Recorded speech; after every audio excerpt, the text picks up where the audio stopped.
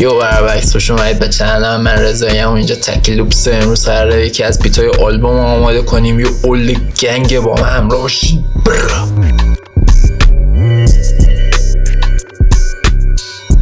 خب بروبکس، اگه در جریان باشین توی ویدیوهای قبلی من گفتم که آلبوم اول با سمپل میریم جلو و بعد موقع ارنج، موقعی که تکست آماده شده، کارا همه آماده شده، میریم سمت ساخت ملودی و کلا یه سری سمپل بازی بعدش. فعلا چون استخون کار ما اول نیاز داریم برای نوشتن و اینجور چیزا، اول باید ملودی داشته باشیم و چون من سعی دارم همه اینا رو بلاگ کنم بهتون نشون بدم، خیلی زمان میبره. بعد من چون دارم هر روز فعالیت میکنم، به خاطر همین گفتم ملودی رو برداریم، یه سری ضربا رو من در همین حینم بهتون یاد میدم. ملودیمون رو تمپو 75، یه اول خیلی گنگیه و اینجور ضربا همیشه تو ذهنم بود. حالا من دیدم این ملودی روی تمپو 75 میشینه، چون اون ضربی که توی ذهن من بود روی همین تمپو بود و یه اول خیلی گنگیه.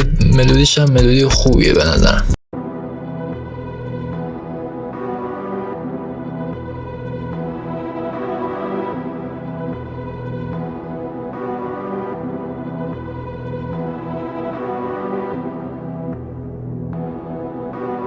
الان قسمت اول بیت نیاز داریم فعلا. بعد سه قسمتش مثلا اینو میتونیم بزنیم اول کار، اول ملودی و اینو یه دوپلیکیت بکنیم. اینجا ما از این قسمت کارمون رو انجام بدیم. با پلیلیست میریم جلو. کنن کارهای اول با پلیلیست رفتن جلو خوبه. این قسمت ملودی رو دقیقا نیاز داریم که روش کار رو انجام بدیم، چون افکتی نداره. معمولا ملودیایی که داخل سپلایسن همشون یکم طولانی هن. مثلا دو نمونه ملودی هن، یکی روش افکت شده، یکی خالیه، یکی کلا فول افکته، یکی هم کلا خامه. که اگه دقت کرده باشین توی ویدیوهای قبلی ملودی ها همه مثلا 16 تا بار بودن، تا 32 تا بار هم من دیدم. و مترونوم روشن کنیم.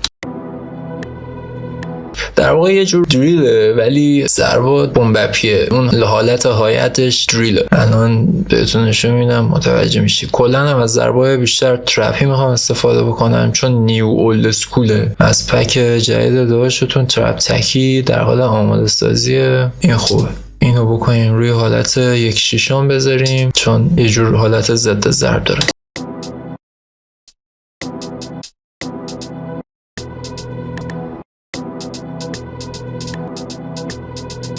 همینو کپی میکنیم. در این قسمت شما باید حالت نیو بذاریم. ضرب گوش کنید.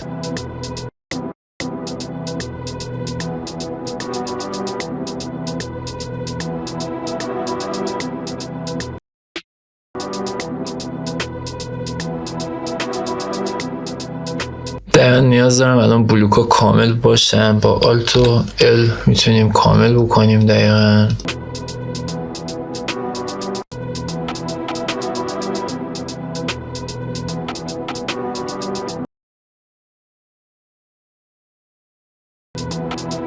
یک کیک میخوایم. یک کیک بیشتر هم روی همین ضربای حالت هم میذاریم. کیک هر چقدر پانچی در باشه بیشتر میشینه.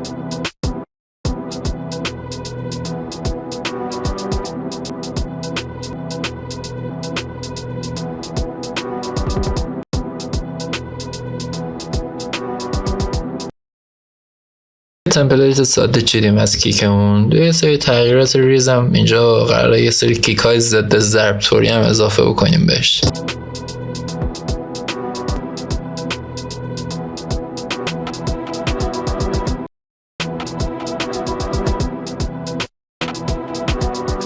این تا اینجا اوکیه. به خوبی ضربه بیت اولد اینه که شما با بیت باکس میتونید راحت برین جلو. ضربه رو پیدا میتونید بکنید. ضد ضرب اینجا متوجه شدیم. اینجا یه دونه ضد ضرب داریم. این حالت یه 6-8 دریلی اولی داره. یه اوپن هت هم میخوایم. میریم این قسمت برای اینکه اندازه‌ای که نیاز داریم فقط کشیده بشه اوپن هتمون.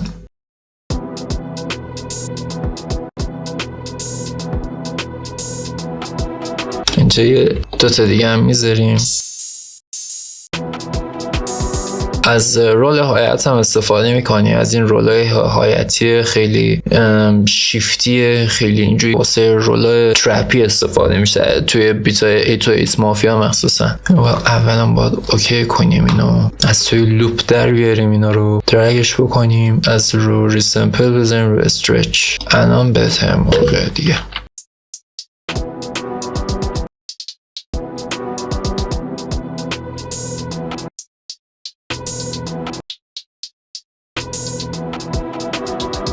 دقت کردین خیلی رولای کوچیک سموت. از پرک استفاده میکنیم، مثل پرک های خوب نیاز داریم. میتونیم همه حالت دوتایی استفاده بکنیم، ولی بیایم این قسمت توی پیانو رول در واقع این قسمتشو ولاسیتی بهش میدیم، در واقع یه همچین حالتی.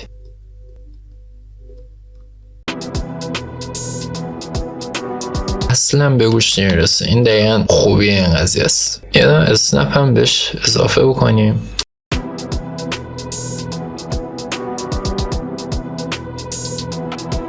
جالب شد. پرکای چی پرکایی میتونیم اضافه بکنیم بهش؟ پرک خیلی مهمه داخل بیت الداسکول. هرچی کثیف‌تر باشه پرک خیلی کمک میکنه به دارک شدن بیتمون. واه خیلی کمک میکنه.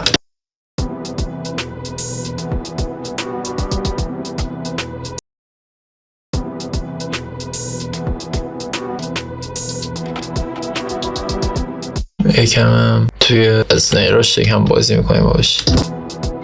یکم جلوتر میاریم که یکم ضد ضرب‌تر بشه، اما هر چیز ضد ضرب‌تر بشه بهتر واسم. یا ما این از این ور به استرش تبدیلش کنیم، ببینیم الان چی در میاد. یکم پن بهش میدیم، در واقع خیلی 0-1 بشه.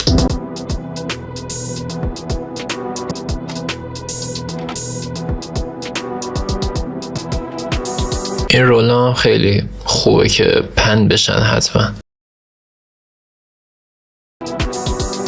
اولین پرکی که میخوره این پن بشه عالی میشه. یه ایلوژن خیلی تمامی مریضی رو دست میده به مخاطب. هرچقدر بیشتر تو ریزکاریات و مخصوصا توی پن و ولوم و اینجور چیزا تمرکز بکنید خیلی مخاطب رو دیوونه میکنه. خیلی خوبه و خیلی هم نمیخوام شلوغ بکنم این کارو. به نظرم کار تا همینجاش کافیه. یکم حالت رو تقویت میکنم، یه لاین دیگه حالت بهش اضافه میکنم روی همین که یکم جوری بزنه تو صورت و یه لاین هم ایتویت اضافه میکنم بهش دیگه. همین یه آیت بیاریم بهش اضافه بکنیم.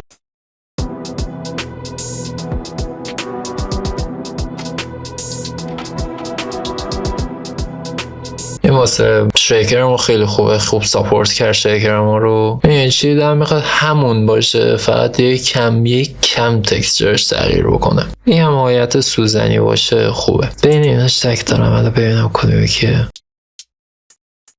تست میکنیم.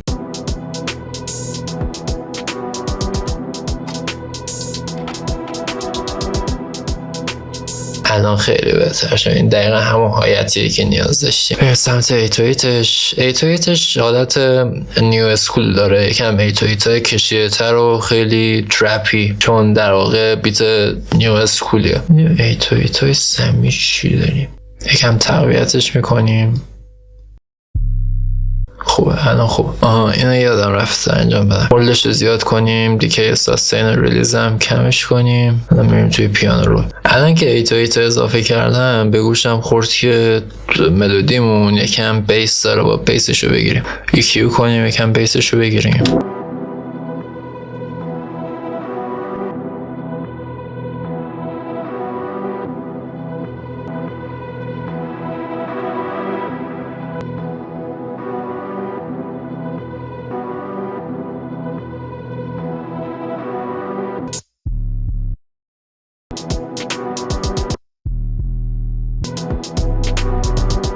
کلا 808 های بیت های اولد باید یونیک کار بشه.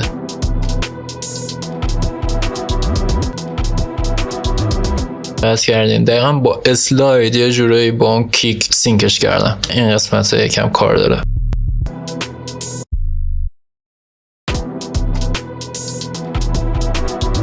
ایتویت استفاده نکردم، یه یونیک تره به نظرم کیک اونجا چون کوبیده میشه یه نیاز نیست ایتویت باشه. ایتویت دقیقا واسه پر کردن این قسمت های استفاده کردن. از روی حالت بوست ورش میداریم چون قراره دیگه از همون قسمت کارمون تقویتش بکنیم و اسپید با چنل رو میزنیم، داداشمون رو میاریم داخل کار. من دقیقا چون هنوز میکس نشده کار به خاطر همین یکم فرکانس اذیت میکنه، دقیقا با سینک بشه کار روی هم. میتونیم یکم پیچ داونش هم بکنیم.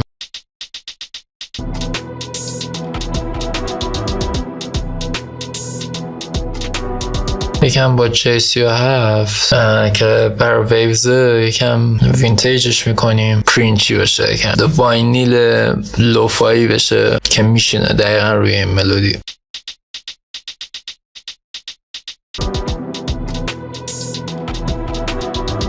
یکم پیچش میدیم، یکم کیک رو تقویت میکنیم چون یکم باید اینجوری بوم بوم اینطوری تر بشه. با سام این کار میکنیم. سام یکی از پلاگین های بال سچوریت که برای شرکت آنجلیک وایزه، یه درایو اینجا داره که خیلی کمک میکنه. با دیابلو هم یکم جون به کیکمون میدیم، یکم بادی بهش میدیم. ایتویتمون رو سچوریت میکنیم در واقع با یکی از پلاگین های فیلتر ساترن 2. یکم این قسمت لو فرکانسی رو تقویت میکنیم. این قسمت رو یکم بهش درایو میدیم.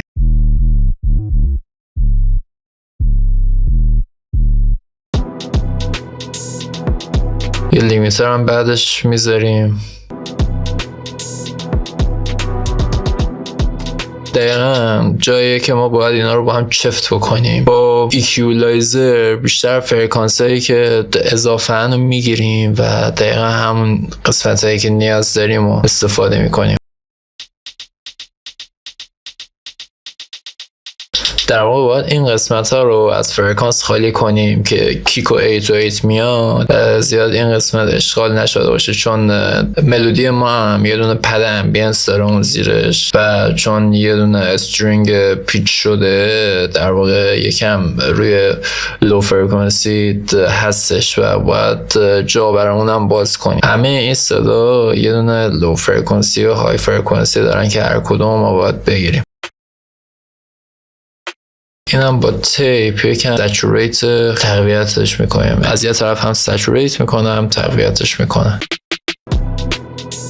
خب در این سنیرهایی که پیچ شده از این پایین استفاده کردیم و اینا رو والیومشون رو دم میکنیم که زیاد تاثیر نداشته باشه، فقط یکم اون زیر صدا داشته باشه اون پایین.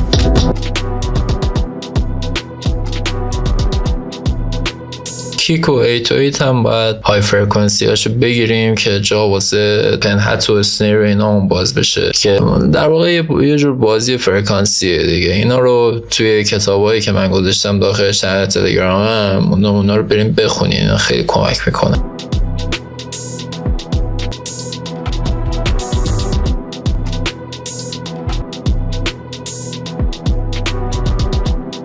چون 808 یه مقوله خیلی سنگینه باید از ایکیولایزر خیلی قوی استفاده بکنیم مثل همین پورکیو 3.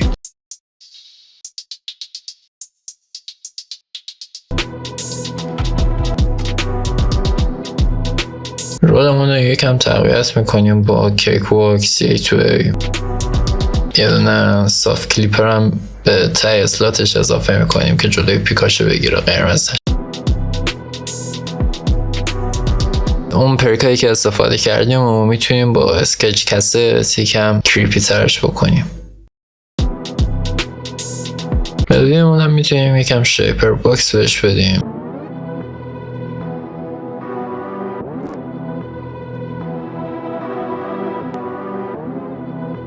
این یه جور الفو تیپ شیفت دستیه که میتونیم با شیپر باکس انجام بدید. RC توینی هم میتونیم یکم نویز بهش بدیم، نویز هم خیلی کمک میکنه بهش. وابلش رو کم میکنیم، خیلی کم.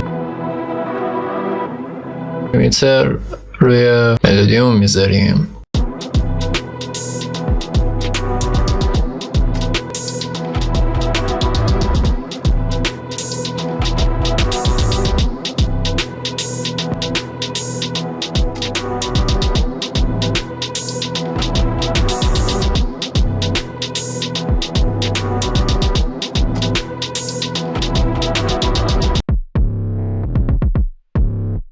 برعکس با دلوکس یکم کرانچ بهش دادم، کرانچش هم کردم، دارکنسش هم یکم کردم که یکم خفه تر بشه و اون زیر خیلی ساپورت کنه ملودیو.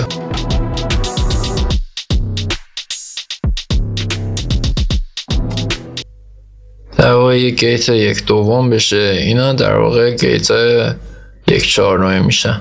دقیقا حالت اون از کرش دوم میخوره یه جورایی. سری این نبوده اینه.